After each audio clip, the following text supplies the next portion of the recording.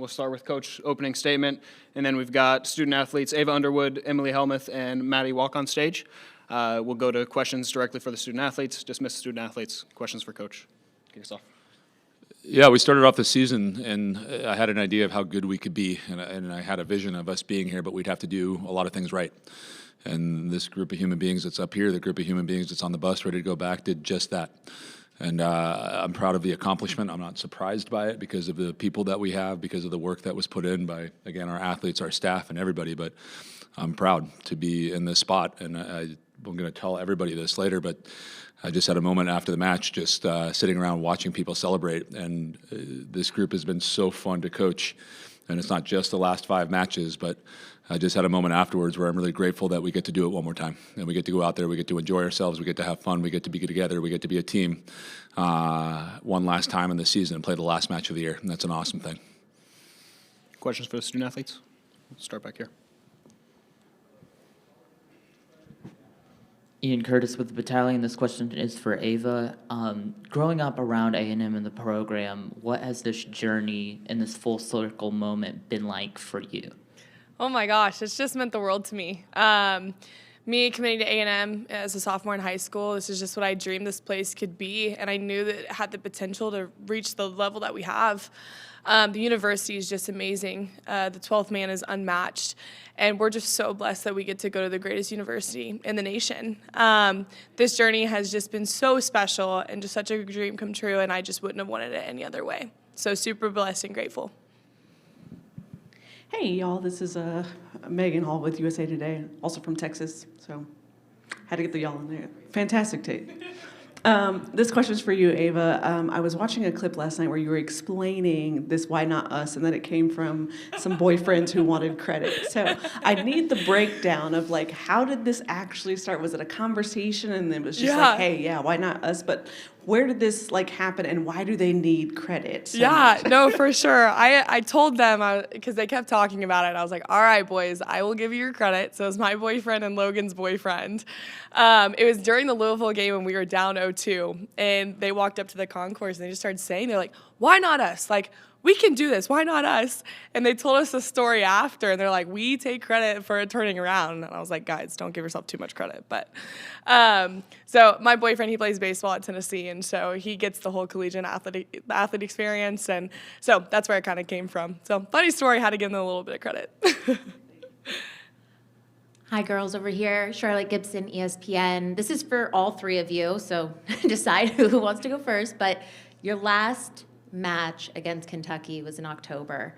I know that seems like forever ago, but what are some of your biggest takeaways from that match, and what are you going to continue to hold on to as we come into Sunday? I can start us off. Yeah, that feels like a really long time ago. It's hard to even honestly remember. So much has happened since then. I do remember after the 4th set, everyone, including like all the fans and us, feeling so like, I don't know, it was a confusing feeling of like we knew that we were about to go to that 5th. And so I think we kind of left feeling like there was a lot of unfinished business there. And so I think, 1, just super excited for the opportunity to be able to get back at it. And 2, I also think like we've changed so much as a team since then. We've grown so much as a team since then. And I think we've learned from every loss that we've had this season, and we've only gotten better for it. And I'm really excited to see how that shows on Sunday. I second that. That was very well said. Yeah, I mean, I third that, I guess. We just had so much more left to give, and I think we just, like, we've worked so hard, like Emily said, and we're excited to show everyone that. Dylan Watkis, KBTX News. This is kind of for all of you. You're heading into your last game of the season, and for 9 of your seniors, it's the last game of their collegiate careers. Obviously, you're focused, but you made history so far, so what's kind of your mindset going into this last game? I want to end my collegiate career as a winner.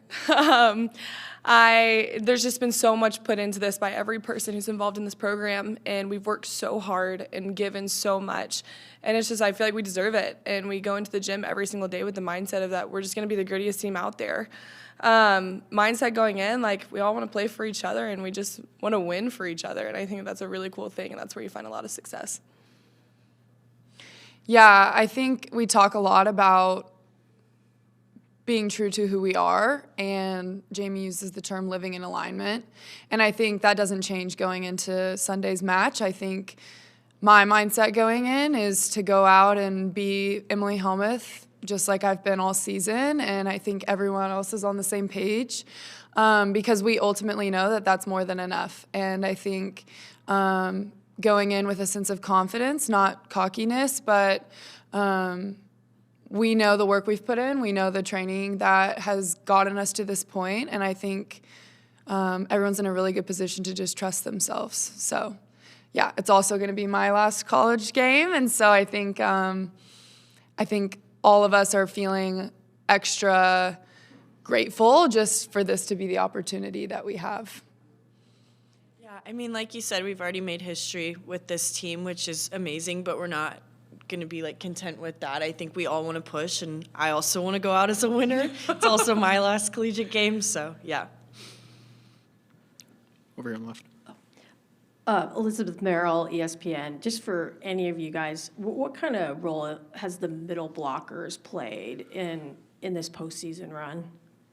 They make my life so much easier. I can say that. They're just phenomenal athletes, such hard workers, and that just blessed to play with them. I mean, they are the elite of the elite, and we've seen that time and time again. And they get their hands up all the time, and they just perform at a very high level, which makes our team so successful. Yeah, I think both of our middles have the ability to take over a match, and I think that that's really unique. And I think I know what it feels like to be blocked a ton, and that doesn't feel great. And so I think they're able to really do a lot of damage, both just like getting us points, but also getting in the other team's head. And I think, I'm so grateful to be on their side because I have to play against them in practice, and they're really good blockers. So, yeah. I mean, I'm just thankful that I get to set athletes like that. They're unreal. They make my job easy. They make everyone's job just a little bit easier on this team, so they're incredible.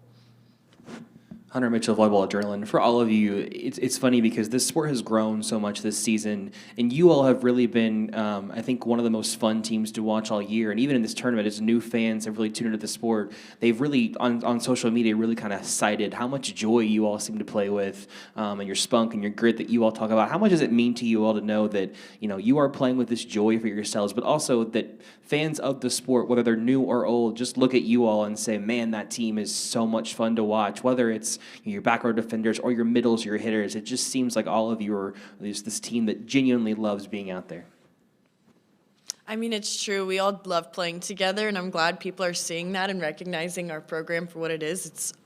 I have so much fun playing with this team. I wouldn't trade it for anything, so it's awesome to see that.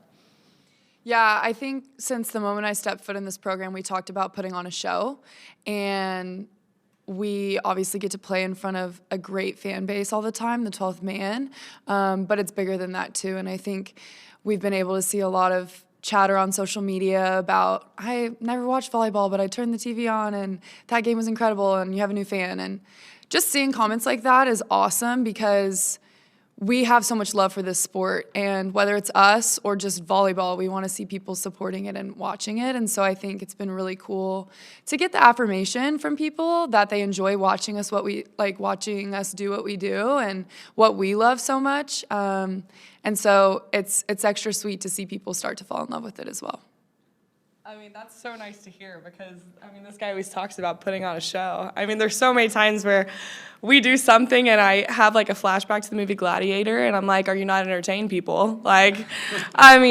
There's just so much fun stuff to watch, and the emotion we preach about being uniquely yourself and not trying to be this carbon copy of the same person. And I think that that's what makes us so entertaining. And it's been so fun to watch. Going to 2 5-setters last weekend. Come on now. I think just we have a lot in store and just a lot of spunk and fire and fight, and that's what people want to see. So it's just been really awesome that people are recognizing that. So thank you. Time for a couple more, right here on the right. Maddie, after yesterday's match, Logan was very complimentary of your performance. So what has it been like just going through this run and going through a career with this senior class and to get the recognition from them and from everyone else throughout the tournament run? It's amazing. I I can't do anything without them. Like, without Ava and Emily's passing and them putting balls down, Logan, everyone, like, it's just amazing. And I second, like, I'd give it back to them if anyone asked me. Like, I genuinely can't do what I do without them. Just to follow up to the middles question, how do they get into your head? Well, I've had a lot of practice, so I'd like to think that they don't get in my head anymore. I think they're quiet killers, and I think they're not going to get in your face every time. They'll turn around and they'll celebrate with us.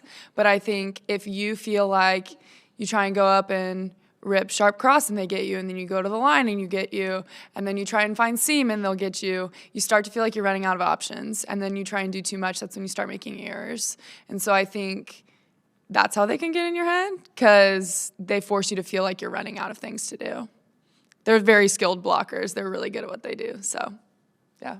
Yeah. I just think the confidence that they play with, too, that can be very intimidating for people. So, yeah. They're just really good. They're so good. Just a little bit. I mean, they push me to be a better setter. The less I can get them to read me, the better, but they're so good at it that it, like, I feel like I push them and they push me every single day with that aspect of it, too. Awesome. Ava, Emily, Maddie, thanks for your time. Thank you, guys. Thank you. Have fun, Jamie. Oh, I will. This group's been amazing. Don't sound too crazy. You know me. That's probably why you said it. See you guys. Bye. Thank y'all. All right, we'll move to questions for Coach. Dylan Waak, KBTX. At moments, you've taken out the setter and put in another blocker. What's kind of your mentality behind that tactical change? Yeah, we got a lot of good volleyball players on the court, and one of the things that we teach in our program is how to be good at everything. So we're okay without a setter on the floor. It upgrades kind of our blocking in that instance, and we've scored a lot of points. And the rotation we usually do it in is just Tatum Thomas goes back and serves, and I think she's scoring over 50% of the time that she goes back there. And she's kind of been the unsung hero, I think, amongst this team because she comes in for half a rotation. But I try to tell her every single day just that what she's doing is really, really ridiculously good, both from a service, a defensive standpoint, a non-setting standpoint, and she's added a lot to what we do. So we try to upgrade that rotation a little bit. Hi, Coach. Charlotte Gibson, ESPN. Hi, Charlotte. You added a huge power hitter this year with Kendall. And then we also have, on the other side of Kentucky, we have Eva and Brooklyn. How is your team preparing for those two? I saw you watching the game yesterday, so I'm curious your thoughts on just preparation for those two big hitters. No, they're a handful. And I actually tested Craig earlier, and I think those commitments happen within 30 minutes of each other.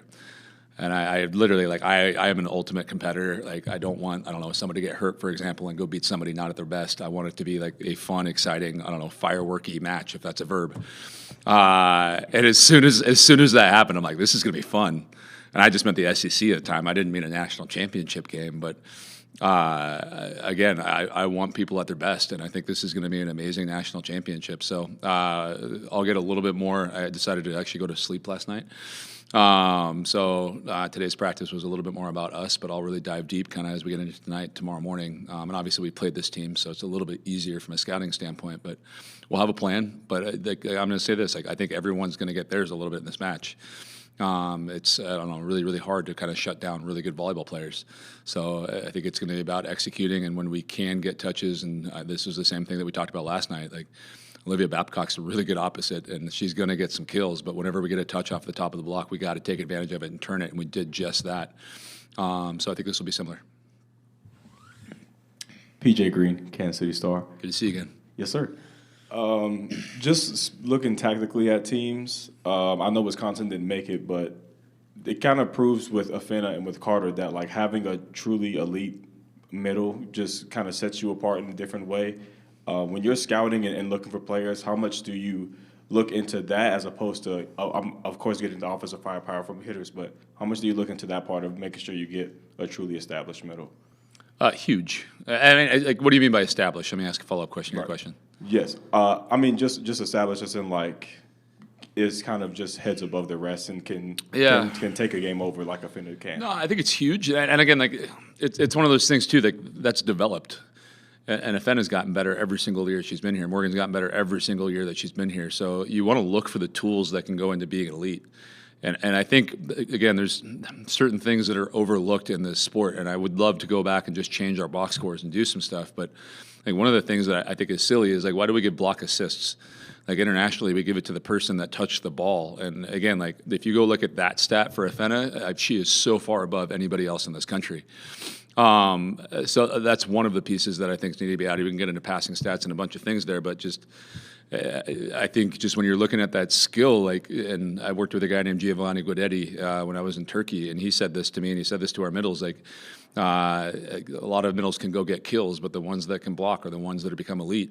And I don't think we value that piece of it as much with that position. And I kid you not, like we came back, I don't know, the first 3 practices, maybe this first practice, it was like the first 5 plays that happened, Afena stuffed. And I'm like, I don't know if I've ever coached a better middle blocker, and I've coached a lot of Olympians. So again, I think that skill needs to be looked at and weighed a little bit more. Just we do a lot of analytics on value, and just she's off the charts.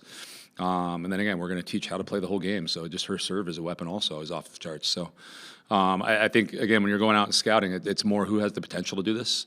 I really do believe in our ability to develop. It's not, I don't know, we're a growth mindset, not a fixed mindset of like people come in with this thing and that's the only thing they're going to have. Like everyone that's come into our program has developed. Every outside has learned how to pass. Everybody, I don't know, every opposite is learning to play 6 rotations. Like we're going to train the entire game. Every middle is going to learn how to serve and play defense.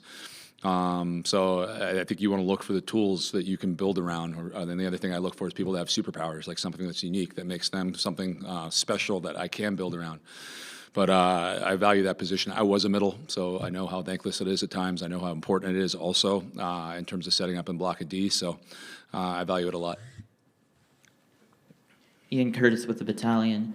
Coach, it's one last ride for this senior class. What have they and what has this group meant to you personally over the years? Yeah, and it's not just them. What I said earlier, I mean, is just I'm super thankful to get one more opportunity to go into battle with them. And I think, I don't know, like I was smiling with a giant smile on my face when you guys were saying we play with joy. And we've talked a lot about that, of like making sure that we don't get lost in this and don't, I don't know, forget that, and it's not a game. We take it seriously, but like this is what we work for, is to be in these matches and these moments. And again, like we've talked at the beginning of the season, I started off with every team that I have, just the idea that this is awesome.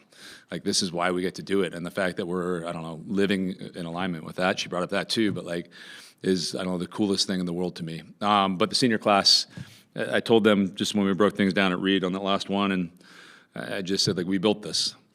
And again, like not just a team that can go to the Final Four and play for a national championship this year, but I think something that is going to last. And that's what I came to Texas A&M to do, is to build something that is going to last. And this group has helped us do that. And again, different things. There's 4 of them that have been here from the very beginning, and then 5 of them that transferred in and believed in a vision of what this would be about, that we could get to this spot right here. Or for some of them, it was just, I want to help build this so it can get to that spot, and I don't even need to live it.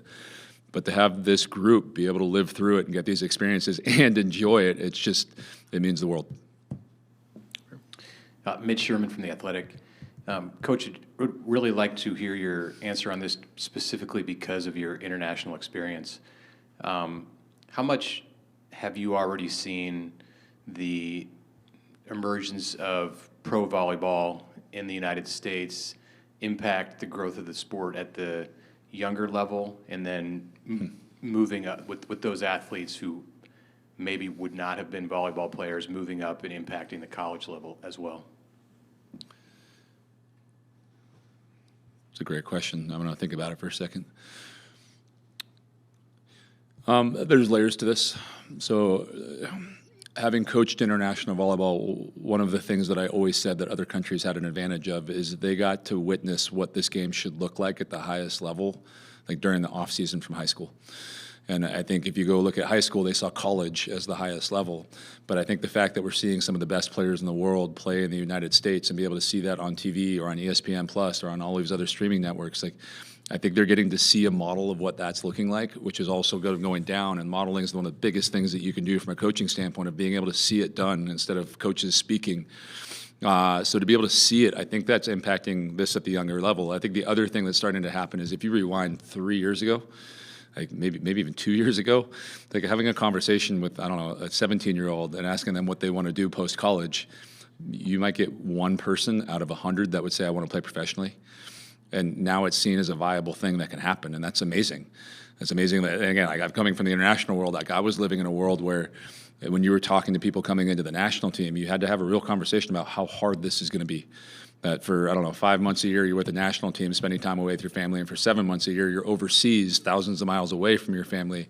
And I can tell you, when I was helping put together League One, like just having conversations with those athletes in those moments that were like almost in tears, that they would be able to like stay at home and have their families come to their matches.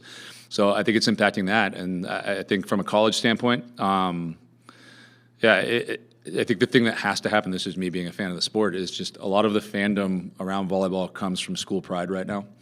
And I think we as coaches, I just spoke when I was getting my Coach of the Year award, like we have to put the sport first and share our fandom of our school with the fandom of a pro team that's nearby. And it has to be getting people not just to fall in love with Texas A&M volleyball, but to fall in love with volleyball so they'll go follow it somewhere else and use our channels to help promote those. Because if that blows up, all of a sudden we have the NBA of international volleyball here, our sport just explodes. And I think we're at the tipping point of that happening. And again, I had an impassioned plea when I gave that speech, just to do whatever we can at this moment, because I think it's a really, really important time for our sport. Thank you for the great question, too. Hunter Mitchell, Volleyball Adrenaline. Jamie, I know you've only been in the SEC as a head coach for 3 years, but can you just talk about the fact that, so many years ago, this sport was dominated by the Big Ten and the Pac-12, and now it's felt like so much of the physicality and the teams that play with the most joy, right? A&M, Kentucky. Now you're meeting the national championship. And how have you seen the league turn into one of the best leagues in the country, especially in the kind of this recent stint? And how do you think it prepared you in league play to come into this NCAA tournament and take on and defeat some of the best teams in the country, regardless of what conference they were in? Yeah, when I took this job, whenever I was telling people, they had their eyebrows raised of a little bit questioning. And it's funny because like a year in, when all of the changes in college athletics started happening, and they all of a sudden realized resources were really important. So then it was the first thing that happened. And the other thing that I knew was going to happen was just the conference was going to explode. And I knew it for a few reasons. I saw Texas coming in, and obviously they had a brand that was really, really good in volleyball that was going to all of a sudden bring some more, firepower, both from a competitive standpoint and a brand standpoint. I probably shouldn't say that considering I'm an Aggie, but and then the second piece was just coaching. Like, I really respect what Craig did out at Kentucky, and I said at the time, like, I had a feeling if I could do what I believed I could do at this program, and I said in the same hiring cycle, like, whoever gets hired at Missouri was really important to being able to bring that program back up, and Don's done an amazing job. So I think, again, I saw where this was going to go, and I saw the SEC building into a volleyball powerhouse. And to your second part of your question, it prepared us amazingly. And again, like I'll speak it in this. Like, we need to abolish RPI as a selection criteria for the NCAA tournament. It's ruining, our ability to put marquee matches on TV. It doesn't make any sense for the 15th best team in the country to play the 16th right now based on math. That needs to go away. And then we need to push as many of these challenges as we can. But the only reason we only had 5 teams in, in my opinion, was RPI. But I can tell you, this conference was a grind this year. There was no match off the entire season. And it prepared us amazingly. And then we had an SEC tournament, which I was a little bit iffy on. And Commissioner Sankey begged and pleaded us, like, they wanted something to, build some. And again, this is a bad word, but commercialization around, which is not a bad word anymore because it has to go that way in order for our sport to be viable, in order for a lot of things to happen. But I think they did an amazing job with that. And then all of a sudden we got, really good volleyball against really good teams in pressure situations. And I've said it, the more you do that, the better off you are. And for us, I don't think we could have had a harder path for the last, 6 matches of playing Texas. And then I literally thanked Jason from TCU earlier. I'm like, you helped push us. And I think it made us better and got us through this. So I think with all of that, we're one of the most prepared teams in the country. And again, Kentucky's the same way because they had the same path. But I think it's really good for our conference. And I'm proud also. Caroline Mikowskis, Lexington Herald Leader. Coach, we hear pretty much every day now this idea of like, okay, well, there's not enough money to go around for everyone. There's not enough, celebration, fandom, whatever, to go around for every team on a campus. Your football program is beginning its playoff journey this weekend. It's not just a football school. It's also a volleyball school. It's also a meat judging school, What do you say to people who say, well, it can only kind of be one thing. There can only be one successful team. Don't forget, we also won The Voice. Just throwing that out there. I think it's about excellence, and that's the biggest thing. And I think that's what athletic departments are looking for. And I was on SEC Now this morning, and I said this because like football is doing amazing things, and just I'm wishing the best of luck to Mike as they go out and battle tomorrow. But I think one of the things that really drew me to this place and this job is the dedication to women's athletics also. And there is a balance, and I think they do an amazing job of making sure that everyone can be excellent and giving us the resources within our sports and doing their due diligence on what that's going to take within each sport to make sure that we can be competitive. And again, I'm grateful to every single day that I chose to come to this amazing place, that I have the support that I have from our athletic director, Trev, to my SWA, Christy, to the entire athletic department that has our back, that's willing to fly people out here over the next 2 days to make sure they see us compete for a national championship on Sunday. They've done an amazing job, and they're going to continue to do it across all sports. Jamie, in terms of Sunday, and just preparing for that, what's the balance of, you've seen this team already several times this season. What's the balance of scouting them and then making sure that y'all are fine-tuned? That's the art of coaching. I can't give that away in one press conference. It's a balance of the two. And again, at this point, there's small things we need to adjust to. And they're a really good volleyball team. So it's not like, hey, we do this one thing, we're going to do well. Like I said, they're going to get theirs, we have to get ours. And we've responded every single time somebody's gone on a run this season. And that mental piece is going to be really important. So what you're hearing about alignment, joy, all these things, that's equally as important as what we're going to do from a game plan standpoint. So again, I said this last night, we'll pick apart, Kentucky, and then we'll really kind of dial it into all right, we got 2.5 hours of work that we get to do. We don't want to fatigue our team. What's the most important thing that's going to balance that? And what's the biggest return on investment from the time we're going to spend in practice of, hey, can we spend 10 minutes on this and get better at it? And there were a couple things we threw into practice today. But we'll really kind of dive in tomorrow and balance those two things. And then it's, again, enjoying the 2 practices that we have left as a team. And we've talked the entire season. I said it today. I'm pretty sure it's 35 athletes had the right to practice today. I think they have 18, we have 17, and we're one of those, or each one of our athletes is one of those. So it's enjoying that piece of it too, which I think we did. Time for a couple more. Liz Merrill, ESPN. When a certain team within proximity of here was knocked out of the regional finals last week, there was concern that it might affect attendance and sort of atmosphere when Nebraska wasn't here, if Nebraska wasn't here for the Final Four. I'm just wondering, what have you sensed the atmosphere is like? What are you feeling? What are your observations? It's been great. And I think they go on twofold. I think one of the things that I really respect about Nebraska fans is a lot of them have showed up. And I know there was some stuff on social media and disappointment in that, but I mean this, if we can do what I believe we can do at Texas A&M, I believe the 12th man can become that too, where it's passionate about volleyball and might show up to the Final Four regardless of if we're in it or not. And I think that's what we need. Going back to what I said, to grow our sport, we need to grow volleyball fans. And I don't know, take a card from Nebraska in that and go. But I think that figure out has been amazing. I got a bunch of thumbs up. I couldn't tell if it was good job or gig 'em from Nebraska fans as I was walking out last night.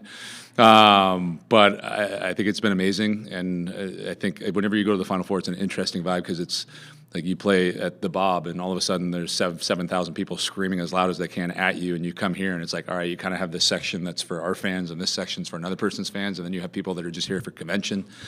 So one of the things we talked a lot about in each one of these rounds is just talking about the energy that's going to be in the building. But I could feel it last night. I think they had probably a good time. I got, after the first set, I looked at our team to what you guys said, and I was like, we must be really fun to watch on TV. Was really what I said coming into the timeout. That's why I was laughing when you guys were over here. We are enjoyable to watch and people are having fun, so it's music to my ears. But yeah, I think the vibe's been amazing. I think the more and more we can grow the sport, the more we're just going to get people to come in from all over the place. Hi, Coach. I spoke to Brooke and Molly from last year's team earlier today, and they told me that 3 years ago, one of your first days, you came in and asked what the goal was, and someone said to win a national title. And now you're in the position to do that, bring it to the program for the first time ever. What does that mean to you? A lot. And one of the things I said last night when we got back into the locker room is I said, what are we playing for? And I looked at the person that said that. I don't know if she wants me to point out who she is, but she screamed it out loud. And we've also said that our goal this season is to make her look like a genius. But it means a lot. It means a lot that, and again, I said it. I said it from the beginning of the season. We can win a national championship, but we have to work in the right way every single day, and we have to play catch up to some of these teams, and we got to learn from every single mistake. All the things you heard them saying, and as a coach, it's music to your ears when things that you're saying are resonating with your athletes, and it's what they're speaking about. But I think we've done all of that, and it's rewarding. It's rewarding, like I said, that they have put in the work, and they're getting to see the fruits of that labor. And again, we're going to go out, we're going to do everything we can on Sunday against a really good volleyball team, but I got full confidence in our group to be themselves, to play like themselves, and that we're going to put on a show. Awesome. Thanks for your time, Coach. Thank you, guys. Sunday.